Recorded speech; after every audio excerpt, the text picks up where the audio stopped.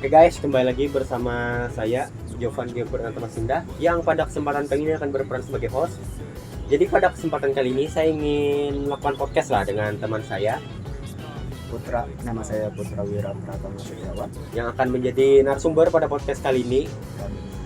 Jadi pada podcast kali ini saya berniat ingin membahas lah mengenai berita-berita teknologi di Indonesia dan juga startup yang sangat keren. Terutama saya dengar berita ada startup namanya Evisery yang sedang terkena skandal lah, yang kalau misalnya kita tarik itu skandalnya secara tidak langsung bisa berdampak ke perekonomian Indonesia. Nah, jadi mungkin untuk Mas Putra saya ingin bertanya nih, untuk Evisery itu maksudnya gimana sih kronologinya, kok bisa sampai berdampak banget ke perekonomian gitu? Pertama itu yang paling puncaknya dulu aja ya, paling puncaknya itu yang baru-baru ini itu CEO Evisery go public dia interview di Bloomberg untuk awalnya ketika go public di Bloomberg itu mau matahin semua rumor tentang pemalsuan keuangan gitu. Ternyata dia bilang ABC ini benar, dan dia bilang semuanya sama aja kayak gitu ngelakuin itu. Yang hal ini ya membuat investor melihat startup Indonesia ini jadi semua startup Indonesia emang gini ya kelakuannya. Jadi investor itu jadi takut untuk invest ke startup Indonesia. Kalau unicorn startup terbesar Indonesia aja begitu, apalagi startup yang kecil-kecil. Jadi begitu. Mas, yang tadi ada Mas bilang kalau CEO-nya itu klarifikasi ke Bloomberg, itu apa sih klarifikasinya? Kok kira-kira berdampak banget? Jadi dia klarifikasi kalau dia benar, dia ngepalsuin report dari setelah diinvestigasi internal ya. Itu awalnya CEO-nya bilang kalau report ini 9 bulan pertama tahun 2024 kemarin itu mendapatkan 752 miliar dolar. Sedangkan setelah investigasi internal itu ternyata cuman 157 miliar dolar. Wah, lumayan jomplang juga ya. Iya. Tapi itu berpengaruhnya kemana ya, Mas? Berpengaruhnya ke kepercayaan investor. Investor sudah memasukkan modal, menyuntikkan modal ke startupnya, tapi ketika lihat reportnya sekali ternyata reportnya palsu dan keuntungannya tidak seberapa dengan report yang diberikan, itu kepercayaannya otomatis kan bagaimana kita bisa percaya lagi dengan orang itu ya. Tapi kalau tadi berapa? Yang aslinya 157 miliar dolar. 157 juta dolar, yang dipalsukan 752 ya. 752 ya. Kira-kira itu tuh masih termasuk untung atau rugi Mas yang 152 ini? Tergantung dari sudut pandang siapa ya. Kalau sudut pandang CEO-nya untung, dia bisa menyelamatkan startupnya ketika tahun 2024 sampai sekarang ya. Sekarang baru skandalnya memuncak, ya nggak bisa mengapung lagi ya. Jadi untuk CEO-nya ya untung, tapi kalau untuk investor ya investor cuma dapat ruginya aja dan hilang percaya gitu. Kira-kira nih, selain dampak ke investornya, apakah ada dampak lainnya nih Mas? Ke industri mungkin, ke karyawan atau kemana gitu? Mungkin ini akan lebih ke menghambat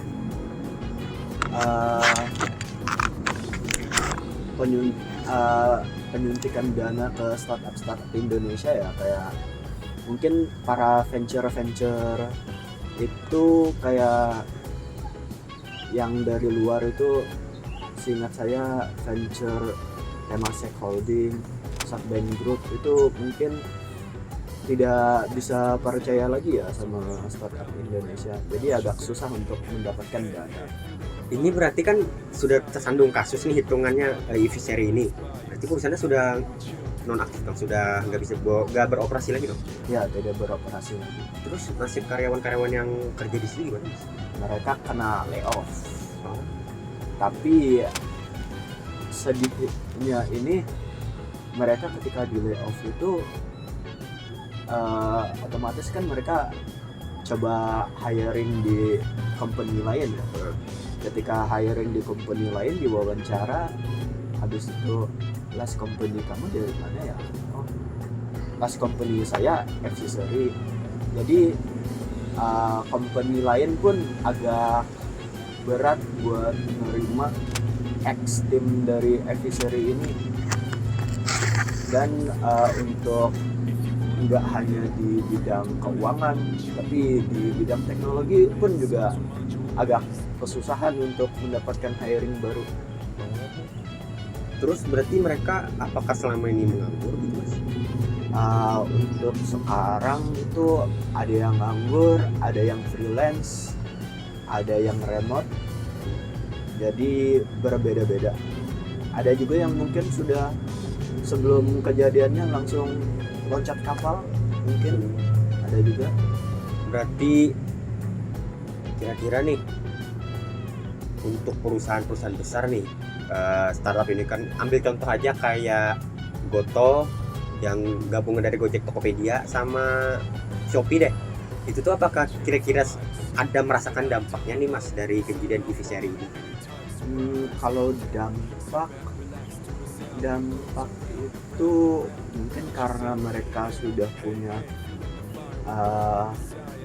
tumpuan dan nama yang gede, dan emang di backing, nggak tahu ya di backing sama pemerintah atau enggak, tapi kayaknya di backing ya, feel-nya itu kayaknya di backing, tapi kita nggak tahu kan secara internalnya emang di backing atau enggak ya. Jadi gitu. Kalau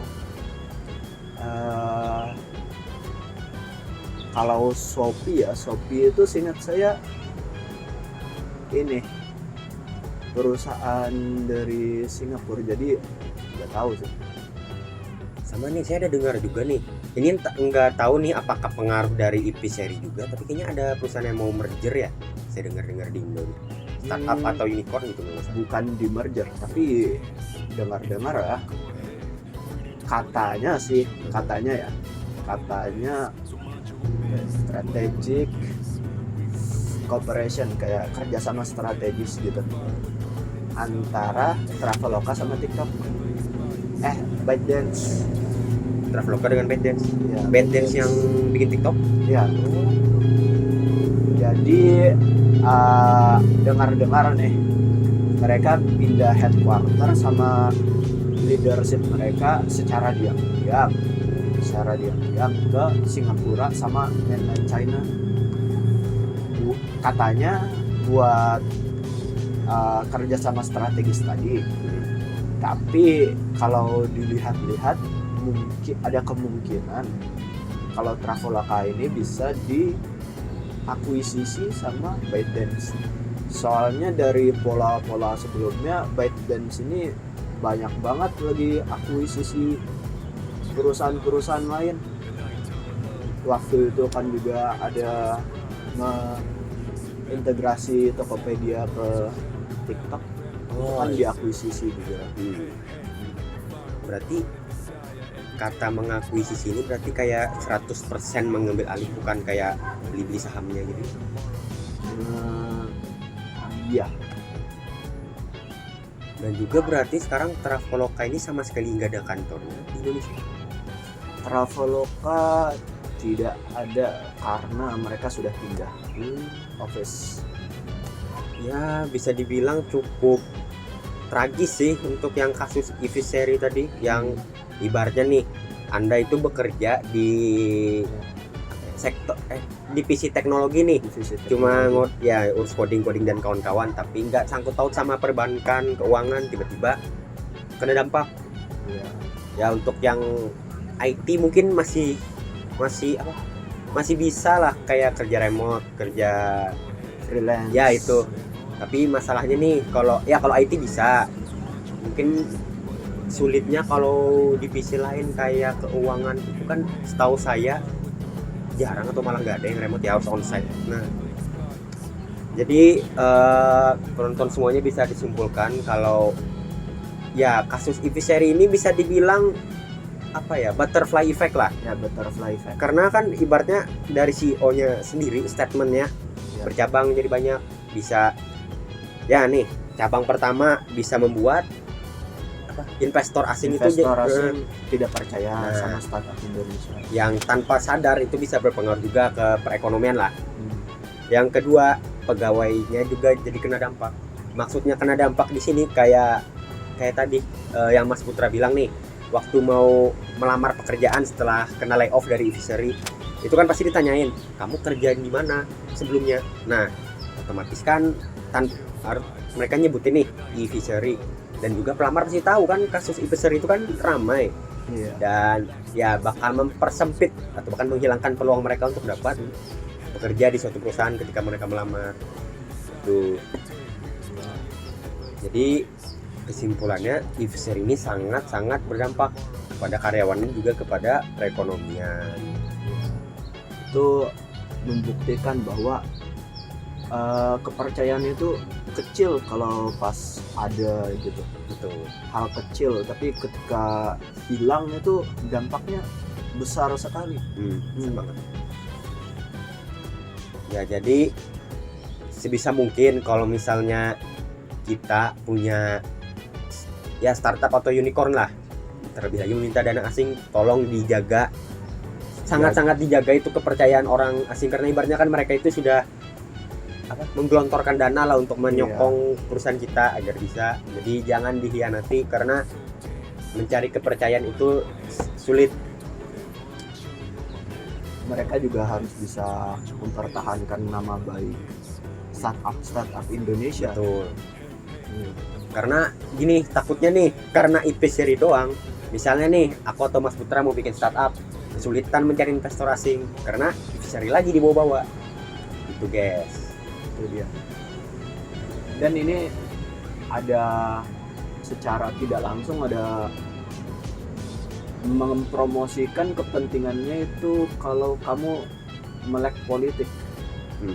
Secara tidak sadar politik itu skill yang emang ada di kehidupan kita di kerja sehari-hari dan yang lain-lainnya. Ketika di kerjaan kamu berpolitik, kamu bakalan tahu informasi yang orang lain bahkan tidak peduli tahu atau enggak. Ketika mungkin perusahaan saya lagi begini-begini, apa saya menyiapkan antisipasi sebelum hal terburuk itu terjadi. Jadi kalau ada yang bilang politik itu nggak penting, mungkin mereka tidak sadar atau belum merasakan dampak dari ketidaktahuan mereka itu. Kalau sebutannya ada katanya di bahasa Inggris itu ignorance is bliss. Ya. Artinya apa, Mas? Artinya itu ketika kamu tidak tahu itu anggapannya sebuah ya kamu nggak tahu hal-hal buruk itu, jadi kamu senang-senang aja gitu. Berarti intinya berpolitik itu berpolitik dalam perusahaan lah, dalam artian sehat lah. Okay. Buat diri kamu, menyelamatkan diri kamu. Jika politik yang nggak sehat itu kayak politik yang kamu mau pragmatis gitu, kayak menguntungkan diri kamu sendiri saja gitu. Oke, next. Sekarang setelah tadi membahas mengenai Iviseri yang sangat tragis, sekarang kita menyedihkan banget. Sekarang kami berdua akan membahas mengenai satu lagi deh berita mengenai sebuah aplikasi trading ya Mas? Aplikasi broker, kayak dia bisa menyediakan fasilitas, salah satunya juga trading. Nah itu yang bernama Ajaib. Jadi baru saja kami ini menemukan sebuah pernyataan di LinkedIn, katanya ada seorang user yang merupakan pengguna dari aplikasi tersebut yang mengklaim bahwa dirinya itu telah rugi saat menggunakan aplikasi tersebut sebanyak 2 miliar rupiah karena kesalahan dari UI. Nah kan masih bingung kan ya, kenapa UI bisa menyebabkan kerugian sampai 2 miliar. Nah oleh sebab itu makanya saya ingin bertanya juga nih ke Mas Putra nih, sebagai yang lebih paham daripada saya, kok bisa sih gara-gara UI aja itu sampai rugi 2 miliar. Nah, jadi ceritanya ini dibagi oleh seseorang pengguna LinkedIn ya. Dia membagikan pengalamannya bagaimana ketika dia menggunakan aplikasi tersebut, dia secara tidak sengaja meminjam 2 miliar rupiah di aplikasi tersebut. Kalau di pengalamannya ya, dia cerita kalau ketika dia ingin beli stok itu dia tidak sadar kalau di aplikasinya ini ada secara default itu di regular mode yang seharusnya dia ingin menggunakan cash mode. Kenapa regular mode ini sangat menjebak gitu? Mungkin karena ketika menggunakan regular mode ini ada fungsi atau fasilitas ya yang diberikan oleh aplikasinya itu, yaitu trading limit. Trading limit itu ketika kamu beli stok tapi di akun kamu itu tidak mencukupi untuk membelinya, itu kamu meminjam ke aplikasinya dengan bunga di mana jaminannya itu sekuritas dari akun investor atau usernya. Jadi kayak misalnya usernya ini nggak bisa balikin nih pinjamannya, jadi sekuritas akunnya akan diambil oleh aplikasi tersebut, seperti sekuritas rekening dan lain-lain. Oke, berarti kalau saya pahami dari kronologinya itu si pengguna ini ingin membeli stok itu saham kan ya? Ya. Nah, waktu itu dia ingin beli stok BMRI. Berarti saat dia ingin membeli stok, uang ibaratnya saldo di akun miliknya itu tidak cukup. Tapi karena secara default aplikasi itu mode itunya regular, makanya secara tidak sadar dia melakukan peminjaman, yang mana harusnya kalau di cash mode itu tidak bisa ya, harusnya ya. Kalau cash mode itu dia pakai uang investornya sendiri, jadi nggak ada pinjaman. Nah itu jadi tanpa sadar dia berhutang 2 miliar rupiah. Jadi kan ibaratnya ini kan kasusnya sudah naik nih, kira-kira ada tanggapan nggak dari kayak pihak Ajaibnya? Untuk sekarang tidak ada tanggapan ya, apalagi ketika user pengguna LinkedIn itu membagikan pengalamannya. Dia bilang dia tidak mendapatkan respons dari supportnya Ajaib mengenai isunya ini. Tapi kira-kira ada apakah nih, kan itu di post di LinkedIn kan ya? Ya.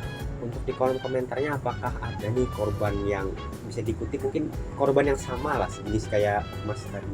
Ada, tapi untungnya ada beberapa yang tidak serugi Mas tadi ya. Mas tadi itu soalnya ketika dia melihat 2 miliar rupiah itu dipinjamkan ya, itu dia langsung nge-sell semua stok yang dia beli itu. Jadi dia punya kalau nggak salah itu 3 juta pajak peminjaman. Habis itu dia ada merugi 10 juta capital loss ketika menjualnya. Kira-kira nih waktu dia ngejual stok yang dibeli tadi itu yang 2 miliar itu apakah sudah ketutup atau belum? Bukan sudah ketutup, tapi ketika dia jual itu dia merugi sebesar 10 juta rupiah capital loss, jadi rugi lah. Oh berarti nggak ketutup ya 2 miliar itu? Nggak ketutup, ditambah dengan pajak dari peminjamannya itu 3 juta rupiah. Oh berarti ini sampai sekarang masih belum ada tanggapan juga dari pihak aplikasi lah mengenai ini. Kalau dengar dari yang mengalami hal tersebut, dia sebutkan tidak ada. Tapi bagusnya ketika berita ini dibagikan, mudahan ya nggak banyak orang yang kena jebak. Iya sih. Well, jadi sebenarnya kalau yang bisa ku tarik ya dari ceritanya Mas Putra mengenai Mas Mas tadi yang rugi 2 miliar rupiah. Jadi sebenarnya janganlah menyepelekan UI UX, karena kuakui masih banyak orang yang menyepelekan UI UX kayak kerjanya cuma desain, cuma ini nggak ribet, nggak ngoding. Tapi ya kayak gini dampaknya kalau tidak terlalu dipikirkan baik-baik, bisa merugikan orang. Ya, soalnya UI UX itu komunikasi antara programnya dengan usernya. Betul banget. Ya. Kalau itu nggak dikomunikasikan dengan baik, ya usernya tidak akan paham apa fungsi dari program tersebut. Betul. Nah, ya semoga untuk kedepannya tidak ada lagi ya korban dari UI UX ini, karena jelas ini sangat merugikan, apalagi 2 miliar, angka 2 dengan 9 digit angka 0 itu tidak sedikit, sangat banyak. Itu kalau misalnya dibelikan pentol teknik bisa dapat berapa tuh? Satu pentol teknik berapa? 1.000 ya? 1.000. Nah, bisa dapat 2 miliar pentol teknik. Kita makan berseri.